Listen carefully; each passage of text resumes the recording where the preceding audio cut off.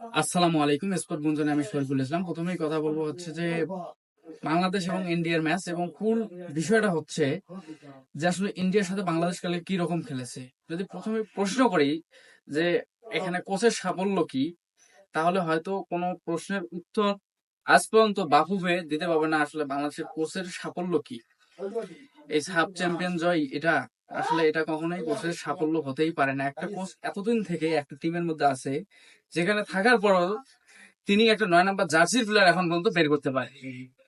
যেখানে একটা 9 নাম্বার জার্সির প্লেয়ার সে বের করতে পারেনি, সে এই দলের জন্য কি করেছে এতদিনে, এই ক্যাবরেরার কি করেছে। আপনি যদি গতকালকে দেখেন ম্যাচটি, তো আপনারা সবাই দেখেছেন, কেননা এতদিন বাংলাদেশের খেলা মানুষ না দেখলেও গতকালকে যে ম্যাচটি হয়েছে সেটা আসলে ম্যাক্সিমাম মানুষ এই ম্যাচটি দেখেছে। দেখার কারণ হচ্ছে বাংলাদেশের সাথে ইন্ডিয়ার খেলা, আর ইন্ডিয়া আমাদের চিরশত্রু, সেটা সব দিক থেকে। এই দলের সাথে যখন বাংলাদেশ খেলে, আসলে বাংলাদেশের প্লেয়ারের কোনো ড্রিবলিং নেই, কোনো পাস অ্যাকুরেসি নেই। একজন গোলকিপার যে সূক্ষ্মভাবে একটা লং পাস দিবে সেটা দিতে পারতেছে না। এক হামজা পুরো ডিফেন্ডিং ডে মেনটেন করে গতকালকে বাংলাদেশকে ড্র এনে দিয়েছে। বর্তমান ফুটবল খেলা স্ট্রাইকার এবং ডিফেন্ডিং এবং মিডের মধ্যে। লেফট উইঙ্গার রাইট উইঙ্গার কথা আপনি খুব কমই শুনবেন, কেননা left winger right winger dribbling ছাড়া হয় না তারা। আর বাংলাদেশের মধ্যে ড্রিবলিং বলতে কোনো কিছু নেই। তাহলে এদের দ্বারা কি হবে? আপনি আমাকে সহজ ভাষায় বুঝান যে এই ক্যাবরেরার কি এনে দিয়েছে, এই বাংলাদেশের মধ্যে কয়জন প্লেয়ার সৃষ্টি করেছে এ যাবত? আছে? অবশ্যই নেই। তো এরা কিভাবে বিশ্বকাপ খেলবে সামনে? আমার তো মনে হয় হামজা গতকালকে সিদ্ধান্ত নিয়েছে যে এই ম্যাচ খেলার পর আসলে তিনি আর বাংলাদেশের হয়ে খেলবে না।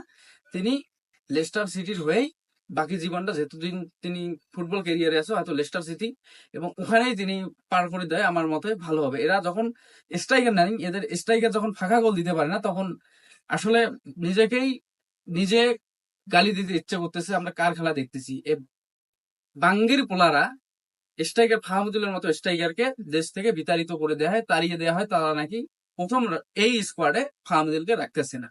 কেন রাখতেছে না? এদের ইগোর কারণে। এই ক্যাবরেরাকে অতি বিলম্বে যদি তাড়িয়ে দেওয়া না হয়, তাহলে বাংলাদেশের ফুটবলের ভবিষ্যৎ খুবই ঘোলাটে। আমি এটা আপনাকে লিখিত দিচ্ছি। আরেকটা বিষয় হলো যে হামজা চৌধুরী যখন নিজে ডিফেন্ডিং প্লাস মিডটা ঠিক করতেছিল, আসলে হামজা চৌধুরীকে মোরসালিনের জায়গায় খেলালেও তারা খেলাইতে পারতো, কেননা হামজা চৌধুরীর ক্লিন পাসটা অনেক সুন্দর, তিনি হেড করেও অনেক কিছু করতে পারতেন।